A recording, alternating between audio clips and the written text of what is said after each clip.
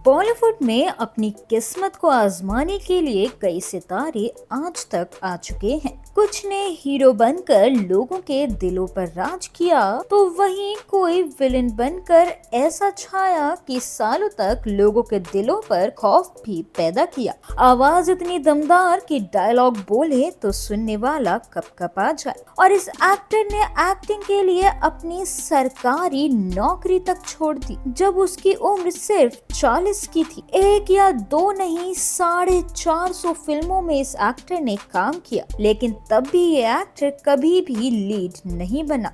देवानंद, राजकुमार, Johnny walker और शिवाजी सातम जैसे कई सितारे उस दौर में सरकारी नौकरी छोड़ मायापुरी मुंबई पहुंचे थे, जहां उन्होंने अपनी एक्टिंग से लोगों के दिलों पर राज किया। लेकिन इन सब के बीच एक ऐसा एक्टर भी रहा जिन्होंने 40 साल की उम्र में एक्टिंग के लिए सरकारी नौकरी छोड़ दी और उसके सभी ऐशो आराम भी छोड़ दिए और फिर पर्दे पर अपने खलनायकी के दम पर लंबे वक्त तक राज किया। अब दमदार आवाज के मालिक, दमदार एक्टर, चाहे रंगमंच हो या फिर सिल्वर स्क्रीन, हर जगह पर उन्होंने अपना लोहा मनवाया। और जब ऑडियंस उनकी तारीफ की तो बोले, मोगैम्बो खुश हुआ। जी हाँ, आज हम आपको बताने वाले हैं कि हम किस एक्टर की बात कर रहे हैं। और मोगैम्बो खुश हुआ सुनकर तो आप समझ ही गए होंगे कि हम अमरीश पुरी की बात कर रहे हैं। क्या आप यकीन करेंगे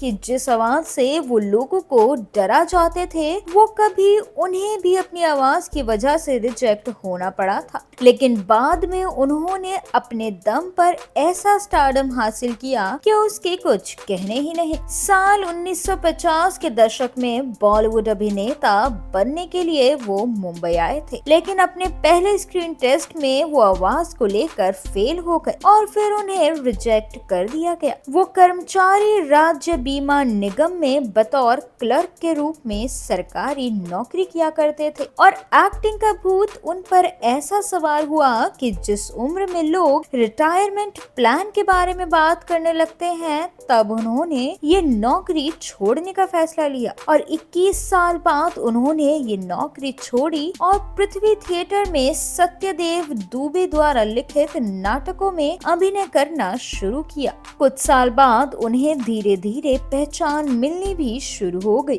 और साल 1970 ही था जब उन्हें 40 की उम्र में अपना पहला बॉलीवुड प्रोजेक्ट मिला था। साल 1971 में अमरीश पुरी की पहली फिल्म रेशमा और शेरा रिलीज हुई, जिसमें उनकी एक्टिंग को दर्शकों ने काफी ज्यादा पसंद किया था और इसके बाद अमरीश पुरी ने कभी भी पीछे मुड़कर नहीं देखा। अब 1980 में वो पहली बार फिल्म हम 5 में मुख्य खलनायक बने। जी हाँ, लगभग 450 फिल्मों में काम करने वाले अमरीश पुरी अपनी समय की पाबंदी के लिए जाने जाते थे और अपने टाइम के वो बेहद ही पाबंद थे। उनके काम करने का तरीका इंडस्ट्री में भी काफी मशहूर रहा है। अब एक बार अमरीश पुरी और गोविंदा एक फिल्म पर साथ काम कर रहे थे और शूटिंग सुबह 9 बजे होनी थी। अब अमरीश पुरी तो टाइम पर पहुंच गए, लेकिन गोविंदा दूर दूर तक कहीं नजर नहीं आए। वही मीडिया रिपोर्ट्स की माने तो गोविंदा सेट पर करीब 9 घंटे की देरी से आए और इसके बाद अमरीश पुरी ने अपना आपा खो दिया और आपा खोने के बाद दोनों के बीच काफी लंबी बहस हुई, जिसके बाद उन्होंने गोविंदा को एक थप्पड़ तक मार दिया था।